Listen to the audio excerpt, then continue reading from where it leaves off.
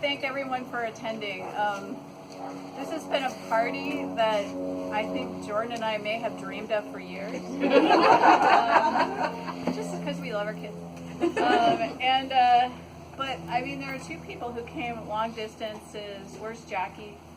Near Sacramento. Where's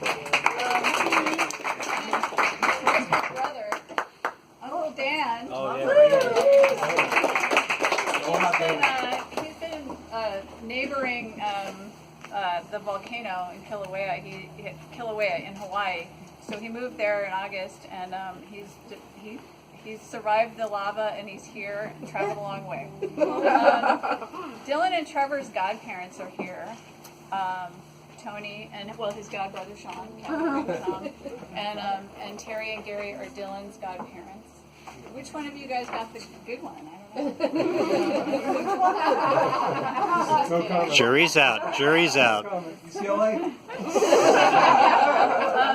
These are the banners. They made it really easy on us by picking 4 different colleges. It's reverse birth order because Trevor never gets to go first. So today he gets to go first. This party's for Dylan and Trevor.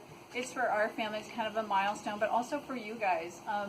You have been friends and family have been such a support over the years. Raising children has this many children. I had 4 in under 3 years. And as I recall, when I was about 8 months pregnant with Dylan and Trevor, I would tell Jordan at about 11 p.m., I would say, I can't do it. I don't know, this isn't happening. And he would just look at me dumbfounded, what should I say? And then the next morning I would be fine. But I wanted to thank everybody. There's so many people here who actually helped with the college application process. People who helped with, there's a couple, Andrea Asmara, read some essays. Where's Gary? Gary. Modern populism, I believe, was your specialty. So many, and there's Michael over there. Who else? There's other people here. Anyway, thank you for brainstorming colleges, reading essays like this. This has really been kind of a community effort, right? It takes a village. So some people are missing today, Jordan's parents, and my father, my dad was an only child, and he told me during this these baby boot camp years, that's what we called them, when all 4 were in diapers and we were going crazy, he said, no, Margot, someday, you're going to love this, you're going to love having these children, you're going to be so happy. And he would have said something like, right, Uncle Dan, he would have said something like, it beggars the mind to see what they've become. Because he loved that word. He also loved the word tremendous. And because Trump uses a lot, I'm very upset about that. So in terms of educating children, this is not an easy thing, right? And I realize when you're middle-aged, you start thinking, what was my experience? What happened with me? I can only thank my parents for educating me and my brother because they did it at the kitchen table. They did it everywhere we traveled. They took us everywhere with them. And I think I can't be more grateful for that because my mother got her degree in mathematics in 3 years at a time when women didn't do that. She was an inspiration. My father was an inspiration, always handing us books and saying, here, read this. And we did. We didn't question it. So I thank you, Mom, for the education. So what would my...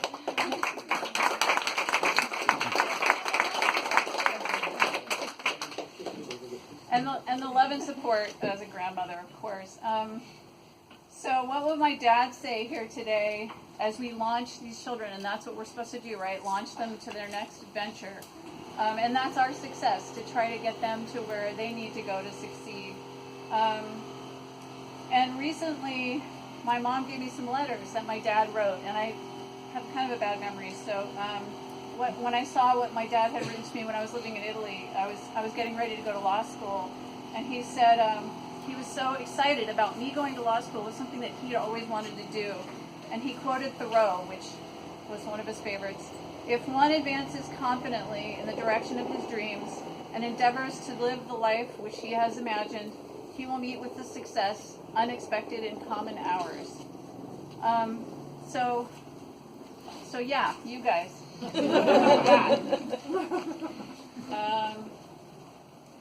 So anyway, my dad was right. I'm glad these boys came, and I'm really happy with the family that we built with so many children. So I want to talk about each of them for a minute. They went to a high school in the inner city called Cathedral High School, and I think they got an education there beyond the academics. Sometimes not the safest area, but a really great, strong, all-boys Catholic school. And I can't imagine them having gone anywhere else. 4 years ago, the decision, we still hadn't made the high school decision. And then fast forward 4 years, and these two would not decide until the last minute on what college they were going to. But they did. Anyway, with respect to Trevor, we're doing reverse birth order. Trevor's really talented. Trevor has great facility with standardized tests and with just tests in general. He can sit in a class and he can absorb the information and then take the tests. He doesn't really study. You're going to have to study at UCLA engineering. Can I get a promise on that? He also he's like our family historian. He remembers things from when, I don't know, he was 3 years old or 2 years old. I don't know. It's ridiculous. He'll correct us about things. Really sweet and incredibly funny with these like one-liners. Like he won't be saying anything. He'll be recording all this information, and then all of a sudden he'll just come out with the one-liner that just breaks everybody up. Anyway, he's a clever, clever child. Dylan is kind of our activist.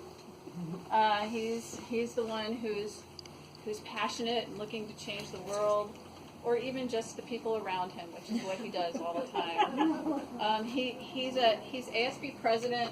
He's been class president for 3 years, and he this is an essay somebody read around here. He wasn't quite sure if he would run for ASB president. He thought he should give somebody else a shot at it. And I was like, huh? What? Okay, well, that's really humble of you. But I told him it reminds me of George Washington going back to the farm and, one of the most important presidents. And his idol was Cincinnatus. And that's who you remind me of. And the reluctant leaders are the best ones because they have no ego in it, or little ego in it.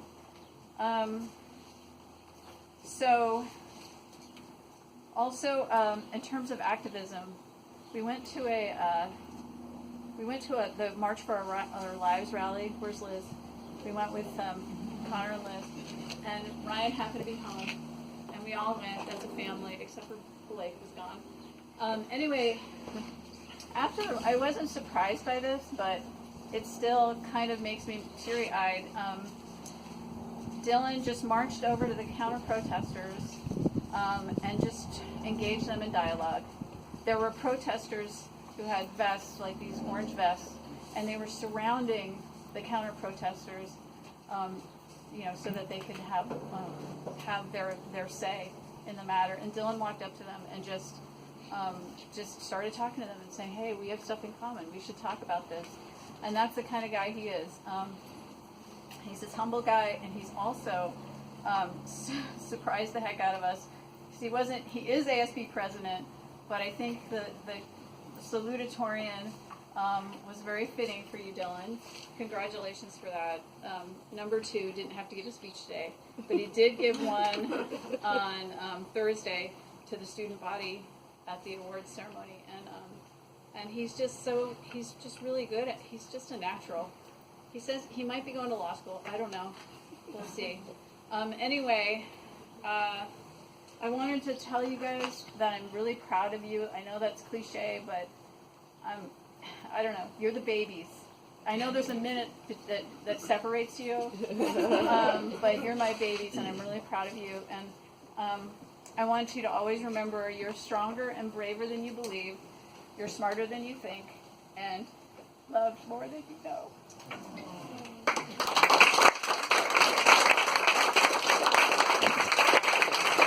You heard it?